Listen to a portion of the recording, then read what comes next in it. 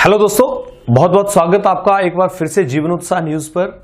और जैसा कि आजकल हम चर्चा कर रहे हैं पंचायतों के इलेक्शन के लेकर, और हम रोज इस पे कुछ ना कुछ बात करते हैं, आपको जागरूक करने का प्रयास करते हैं।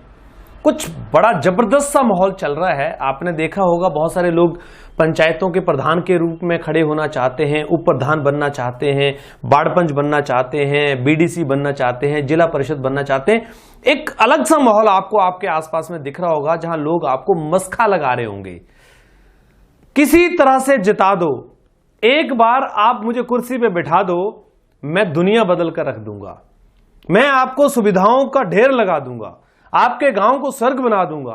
ऐसे ऐसे लोग आपके पास आ रहे होंगे जिनको देखकर आप हैरान हो रहे होंगे कि आखिर माजरा क्या है। दोस्तों, किंतु कोई ऐसा नहीं आया होगा जिसने यह कहा होगा कि मैं आपकी पंचायत में या अपनी पंचायत में ऐसे कार्य करूंगा जिन कार्यों को देखते हुए आप गर्व महसूस करेंगे। अगर ऐसा कोई व्यक्ति आपके पास आता है तो आप उससे मेरी तरफ से कुछ सवाल जरूर पूछिए, और वो सवाल मैं आपके बीच में रख रहा हूं। सबसे पहले उनसे पूछिए कि यदि आप प्रधान बन जाते हैं तो क्या जो झूठे मस्टॉल पंचायतों में जारी होते हैं उन पे आप रोक लगा सकते हैं। दोस्तों, आप जानते होंगे झूठे मस्टॉल का जो चलन है पंचायतों में वो बहुत बड़ा है। यानी काम पर कोई भी नहीं लगा है और मस्टॉल जारी है। मनरेगा के तहत जब मस्टॉल लगाए जाते हैं तो लोग सोचते हैं 200 रुपए दिहाड़ी मिलेगी, तो 200 रुपए दिहाड़ी में आखिर कौन काम करता है। और यही वजह है कि वहां पर झूठे मस्टॉल लगा दिए जाते हैं, उन लोगों के नाम लिख दिए जाते हैं जो वहां काम पर जाते ही नहीं है, या फिर ऐसे लोगों के नाम लिख दिए जाते हैं जो काम करने के लायक ही नहीं है।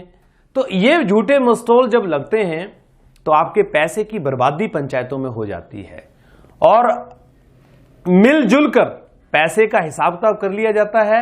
आपके अकाउंट में आएंगे, आधे आप मुझे दे देना, आधे आप रख लेना, बिना काम किए आधे मिल रहे, क्या फर्क पड़ता है। क्या आपको किसी प्रधान ने ऐसा बोला है आकर, या जो प्रधान पद का उम्मीदवार है उसने ऐसा कहा है कि मैं झूठे मस्टॉल्स पर रोक लगा दूंगा और उन्हीं लोगों को मस्टॉल में लाऊंगा जो वाकई ही कार्य कर रहे हैं या कार्य करेंगे। दूसरी बात, आप उनसे पूछिए, क्या झूठे जॉब कार्ड बनाने से रोक लगा दोगे। झूठे जॉब कार्ड का मतलब आप समझते हैं। ऐसे ऐसे लोगों ने जॉब कार्ड बना के रखे हुए हैं जो एक ही आदमी के 2 नाम लिखे हुए हैं। मैं प्रूफ के साथ आपको दे सकता हूं। क्या प्रधान बनने से पहले जो उम्मीदवार आपके पास आया है वह इस सवाल का जवाब दे सकता है कि झूठे जॉब कार्ड बनाने से वो रोक लगा देगा। अगर वो कहता है लगा देगा तो फिर उसको ये जवाब आज लिख के देना पड़ेगा, और आने वाले समय में उसको ये प्रूव भी करना पड़ेगा। तीसरी चीज आप पूछिए, झूठी हाजिरियों पे रोक लगा दोगे। झूठी हाजिरियों के रोक लगाने का मतलब क्या है। आदमी काम पे गया ही नहीं, हाजिरी लग गई। ये जो मामले हैं ये बड़ा ही खतरनाक विषय है पंचायतों के, और इसको लेकर सरकारें भी जानबूझकर चुप रहती हैं, देखकर भी अनजानी बन जाती हैं, क्योंकि सरकारों के पास कुछ फंड होते हैं, एलोकेट होते हैं, उस चीज का फंड उसमें लगाया जाना अनिवार्य है। जैसे मनरेगा के लिए जो फंड आता है वो मनरेगा में लगाया जाना जरूरी है, स्पर लगनी है तो स्पर के लिए जरूरी है, डिजास्टर में लगना है तो डिजास्टर में जरूरी है, आपके बीपीएल के कैटेगरी में लोगों को लगना है तो उनको देना जरूरी है। एक फंड का एक एलोकेशन होता है। तो फंड का एलोकेशन इस तरह से होता है कि अगर वहां पर आपको ये काम बताए तो आपको गांव में वो करने ही पड़ेंगे। जैसे वाटर हार्वेस्टिंग टैंक बनाने हैं तो वो लगाने ही पड़ेंगे, स्वच्छ अभियान में लगाना है तो वो लगाना ही पड़ेगा। लेकिन बात यह नहीं कि पैसा लगाना गलत है, बात यह कि जो पैसा लगाया जाता है उसकी अकाउंटेबिलिटी तय नहीं होती है। मैंने बहुत सारे मुद्दे आपके बीच में ऐसे रखे होंगे जहां पर वो किचन के पानी के लिए एक टैंक बनाए हैं, छोटे छोटे 4x4 के खड्डे बनाए हैं, पंचायत में 60 घरों में बनाए हैं, लेकिन वहां पर 4 घरों में भी नहीं है। 56 कहां गए, कोई पूछने वाला ही नहीं है साहब। अब उसके अंदर 100 ईंट लगी है तो 800 रुपए की ईंट मान के चले, सीमेंट उसमें लगाया नहीं है। बाकी लेबर मान के चलिए अब मैं एक दिन का पूरा 100 ईंट को लगाने का भी मान लेता हूं, एक लेबर और एक मिस्त्री की दिहाड़ी तो 1500 रुपये खर्चा, उसका 5000 रुपये खर्चा डाला हुआ है। तो ये 5000 रुपये जो खर्चा डाला हुआ है उसके बाद भी 5000 लगाने के बाद भी जीरो है। तो क्या ये जिम्मेवारी कोई व्यक्ति जो प्रधान पद की दावेदारी कर रहा है लेने के लिए तैयार है? क्योंकि अगर वो सारी जिम्मेवारियां ले लेगा तो जो उसकी तनख्वाह मिलती है ना, उसमें तो उसका आने जाने का खर्चा भी पूरा नहीं होगा। इसलिए प्रधान पद के दावेदार ज्यादा हैं, क्योंकि हर आदमी को पता है कि पंचायतों में पैसा बहुत आ रहा है और इस पैसे की वजह से उनका उल्लू सीधा हो सकता है। अगला सवाल आप उनसे पूछिए कि जो झूठे बीपीएल के नाम, फर्जी बीपीएल के नाम लिखे गए हैं, क्या उनको हटाने के लिए तैयार है? वो गारंटी देता हूं प्रधान पद ही नहीं लड़ेगा, चुनाव ही नहीं लड़ेगा, छोड़ के चला जाएगा। क्योंकि ऐसे लोग जो बीपीएल में एलिजिबल नहीं हैं, उनके नाम लिखे गए हैं, और ये इसलिए लिखे गए हैं कि कोई उसका विरोध नहीं करता है, कोई बोलना नहीं चाहता है, ग्राम सभाओं में लोग नहीं जाना चाहते हैं। उससे पूछिए कि जो पंचायतों में आप पैसा लगाएंगे उसकी पारदर्शिता दिखाएंगे? क्या जब कोरम होता है, ग्राम सभा होती है, उसके अंदर आप अपना जो पैसा लगाया है उसका हिसाब किताब देंगे कि कितना पैसा किस किस कार्य में लगाया है? दोस्तों, ऐसे ऐसे काम मैं आपको बताऊंगा जहां पर 50,000 रुपये नहीं लगाया हुआ है और वहां पर 2-2 लाख रुपए दिखाया हुआ है। ये तो पंचायतों का हालत है, इसलिए तो लोग प्रधान बनना चाहते हैं। मुझे बताइए कौन ऐसा आदमी है जो प्रधान सेवा के लिए बन जाए? और सरकारें भी जानती हैं, सरकारों को भी पता है कि प्रधान बनेंगे तो उनका आगे जो इलेक्शंस आएंगे उसमें उनको सपोर्ट मिलेगा। ये सब लोगों को बेवकूफ बनाने का जो धंधा चल रहा है पंचायतों में, ये जब तक ठीक नहीं होगा तब तक प्रधानों के बनने का कोई फायदा नहीं होगा।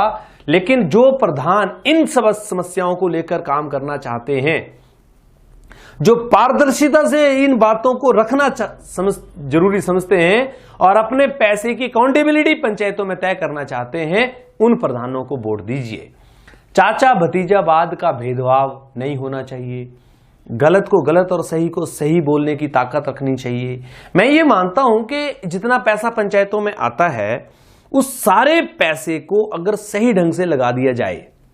अब क्या कारण है, क्यों नहीं ये लगा पाते हैं, ये बाहर के लोगों को पता नहीं लगता है। क्योंकि देखिए होता क्या है कि जब इनकी मीटिंग्स होती हैं, उन मीटिंग्स में जब प्रधान जाते हैं तो वीडियोस क्या बोलते हैं, क्या उनको समझाते हैं, अधिकारी इनको क्या समझाते हैं, ये बड़ी गुप्त बातें हैं। इनको जानने के लिए एक आम आदमी वहां पहुंच नहीं पाता, मीडिया को ये वहां आने नहीं देते। तो इनकी क्या खिचड़ी पकती है, इसको समझने के लिए बड़ा मुश्किल कार्य है। और यही वजह है कि इनकी खिचड़ी को जब आप समझ नहीं पाएंगे तो फिर इनको बाहर निकाल भी कैसे पाएंगे। अब मीडिया तो बहुत कम ऐसा है जो इनके मुद्दों को उठा पाता है, मीडिया बोल ही नहीं पाता है। लेकिन जीवन उत्साह न्यूज की तरफ से हमेशा यह प्रयास किया जाता है कि इनके पोल को खोला जाए और इनके क्या लड्डू पकड़े हैं इनको दिखाया जाए, और आगे भी हम इन लड्डुओं को दिखाते रहेंगे। इसलिए उन सभी लोगों से मेरा हाथ जोड़कर निवेदन है जो पदों के लिए खड़े हुए हैं कि प्लीज आप आज से पहले जो थे उनको भूल जाइए, आगे जो आने वाले हैं उनको जवाब देना पड़ेगा। और हम उनके दरवाजे पर खड़े होकर उनसे जवाब पूछेंगे कि साहब बताइए, आप पंचायतों में जो पैसा खर्च कर रहे हैं उसका हिसाब किताब क्या है। अधिकारी पूछे ना पूछे हमें फर्क नहीं पड़ता है, लेकिन जीवन उत्साह तो पूछेगा कि भाई साहब पैसा खर्च कैसे कर रहे हो।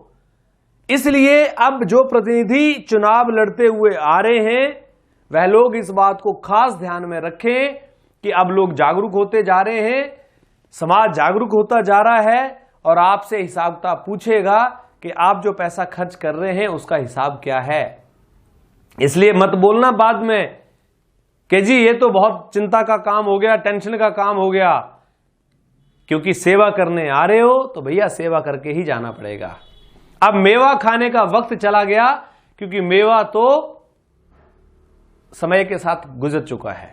अब समय आ गया है उन सभी लोगों को जागने का जो पंचायतों में अपने अधिकारों के लिए, अपने कामों के लिए, अपनी सुविधाओं के लिए प्रतिनिधियों को चुनते हैं और उनसे जवाब मांगेंगे, उनसे पूछेंगे कि बता भैया मेरे पैसे का हिसाब किताब क्या है। अब ये राज नहीं चलेगा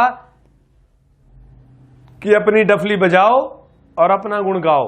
जी नहीं, अब तो आपको जवाब देना पड़ेगा। इसलिए बड़ा सोच समझकर चुनाव में उतरना, कहीं ऐसा ना हो कि हाथ खाली के खाली रह जाएं और बाद में कहो कि ये तो बेर ही खट्टे हैं। भैया सच में ही बेर खट्टे हैं, क्योंकि हमारी गाड़ी कमाई का पैसा है, हमारी मेहनत का पैसा है। पंचायतों में जो आ रहा है उसको व्यर्थ नहीं जाने देंगे। तो बने रहिए आप भी इसी तरह से हमारे साथ में और हो जाइए तैयार। अगले 5 साल हमने हिसाब लेना है इन प्रतिनिधियों से, एक एक पैसे का जो ये खर्च करते हैं हमारी सुविधाओं के लिए। अगर आप सहमत हैं तो लाइक कीजिए, शेयर कीजिए और हमारे चैनल को सब्सक्राइब कीजिए। साथ में बेल आइकन जरूर दबा दीजिए ताकि सभी खबरों का नोटिफिकेशन आपके पास समय से आता रहे, क्योंकि अब हमें मिलकर काम करना है, लंबा काम करना है और समाज में एक नई जागरूकता लाने के लिए पहल करनी है। बहुत बहुत धन्यवाद। जीवन उत्साह न्यूज के साथ इसी तरह से बने रहिए। अपना प्यार, अपना सहयोग इसी तरह से दीजिए और शेयर कीजिए इस खबर को ज्यादा से ज्यादा लोगों तक और पूछिए अपने प्रधान से ये जो काम मैंने आपको बताए क्या वो करने के लिए तैयार है। अगर है तो उससे एक पेपर पे लिखवा लीजिए और आने वाले समय में हम उनसे पूछेंगे कि कहीं आप गड़बड़ तो नहीं कर रहे हैं। बने रहिए इसी तरह से।